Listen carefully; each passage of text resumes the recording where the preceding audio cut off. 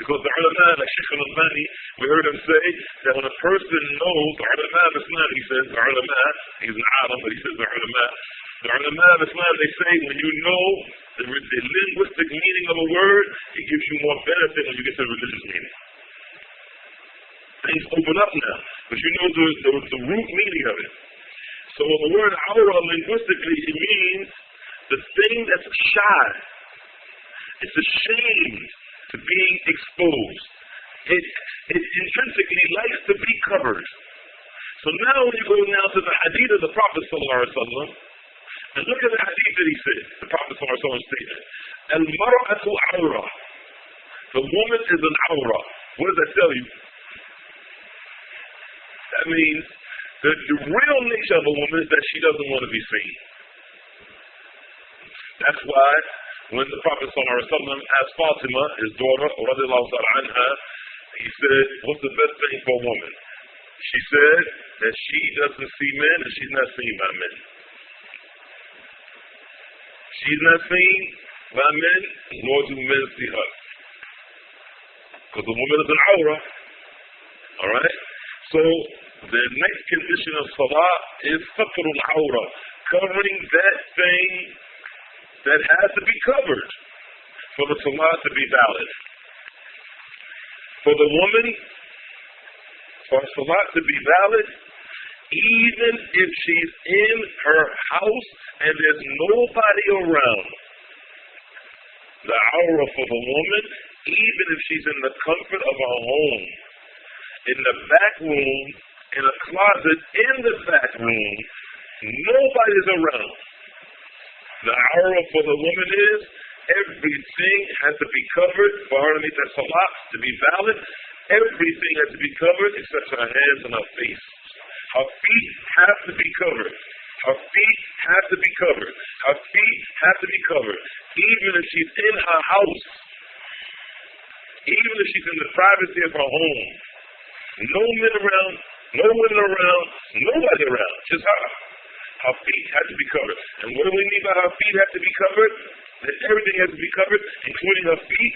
It means she has to have on either a pair of socks that cover her entire feet, or she has to have on a dress that's so long that her feet are never exposed in every position of the salah.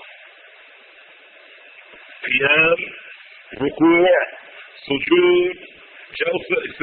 So, therefore, it's better for her to put on socks and something long, just to make sure.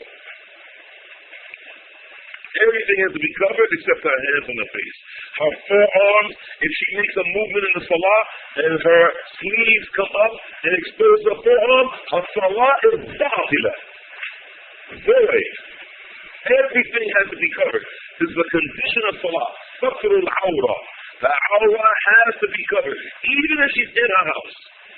But she's in front of Allah. We're not worried about the men right now. She's in front of Allah.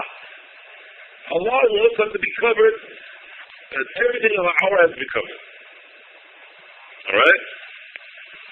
As for the men, we know that that which is between the navel and the knee is the awra, in general. But for the salah, it's more than that. The man has to have a covering that's on his body that covers his awra and his shoulders. He cannot pray in a tank top shirt.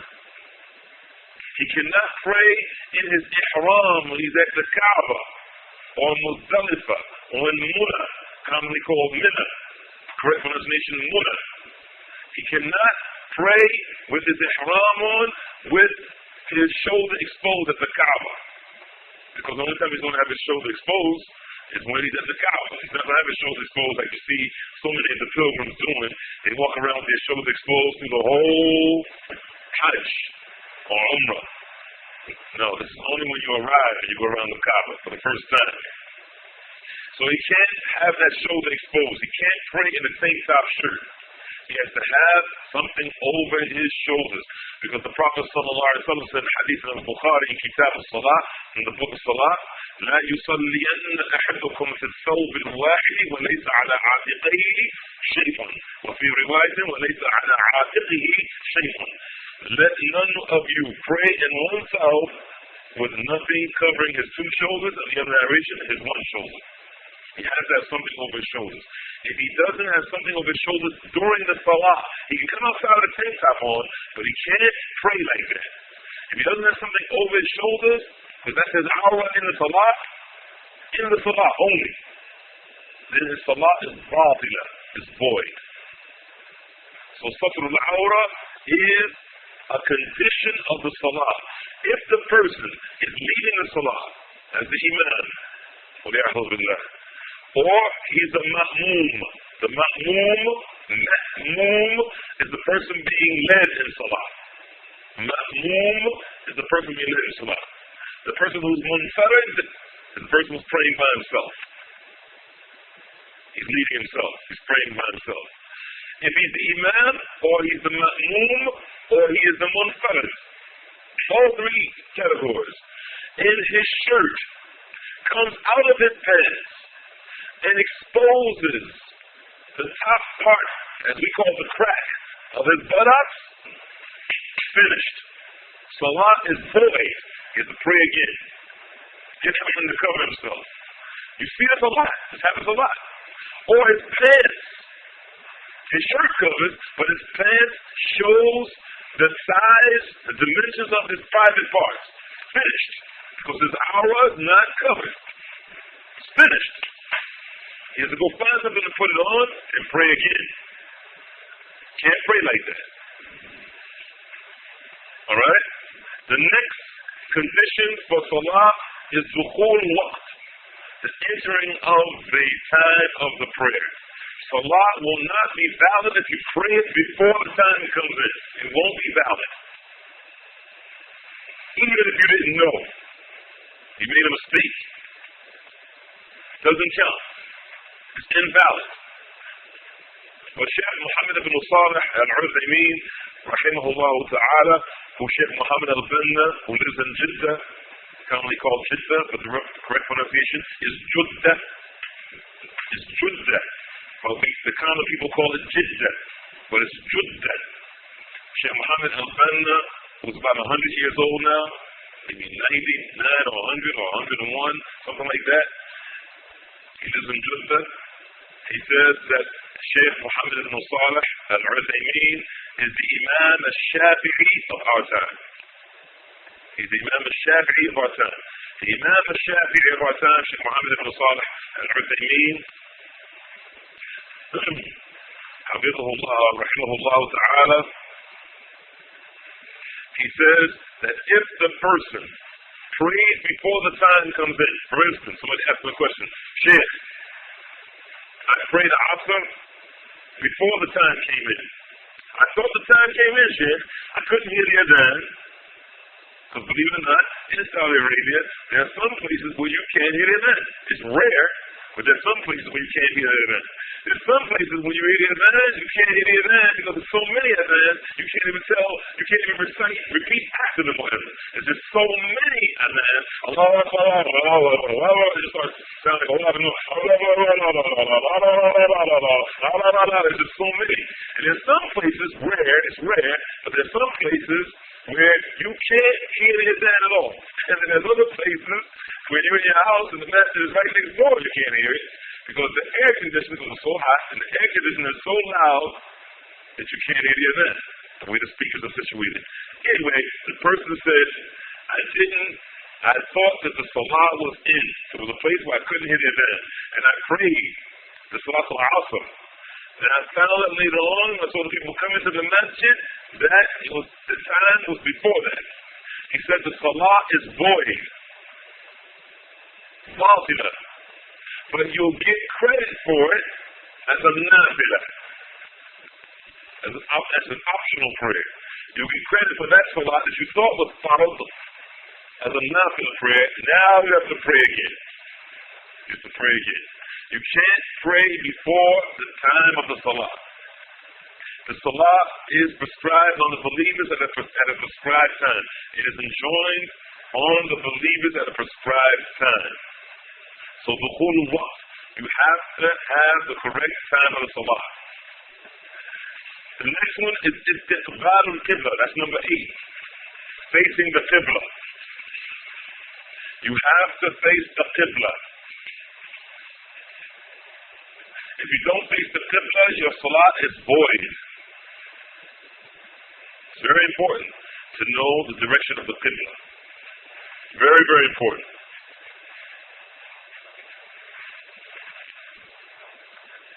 And that depends on where you are in the world. It depends on where you are. There's a misconception among the kuffar. They always say this in the news and the media. The Muslims face the east when they make prayer. That's not true. The Muslims don't face the east. The Muslims face Mecca. The Qibla is Mecca, not the east. When I was in Australia, the times I was there, one time, I made the Salaat al-Maghrib. It was an ajeeb, strange. It tripped me, bugged me out. I'm facing the direction where the sun was setting. That was the Qibla. It was Maghrib. I could see the sun had set. While I'm standing there making the Salat in front of the window, the west. The direction of the Qibla was west. This was in Melbourne, Australia. The place where the sun set was the Qibla. The complete opposite of us in America. Northwest.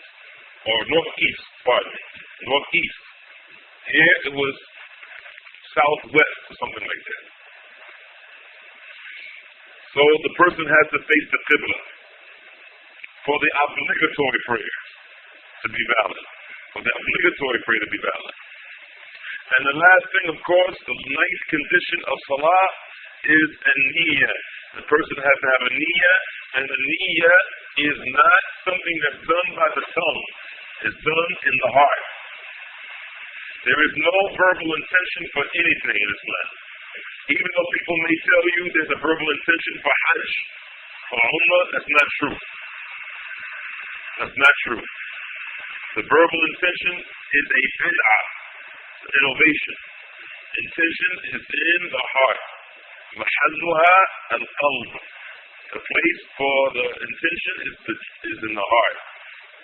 You have to have an intention. You don't say it with your tongue.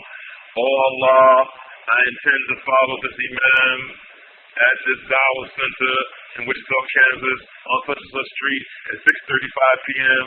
behind the Imam with a white talbon and a black kufi. It's 4 rak'ahs, Salat al-Abba. You know, you can just stretch out. Shaitan, now you're really on a roll. You know, say with the tongue. No, it's just in your heart. These are the conditions of the Salah. Close your books, brothers. Close the books. Close your notebooks. Turn them upside down. Close them. Close them. Close them all up, brothers. Close them. Come on, quickly. We finishing here. Now, close up. Close them up. Close them up. Close them up. Who here right now can give me all 9 in order?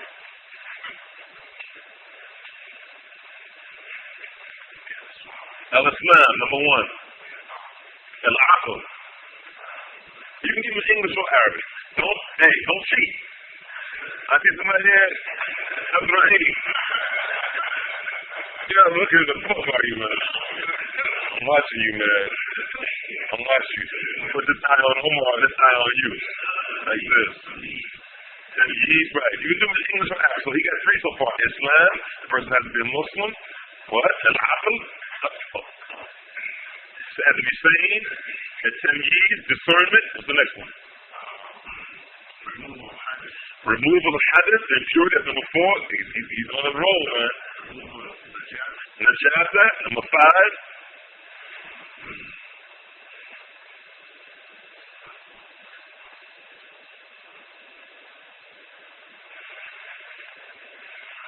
You want to pass?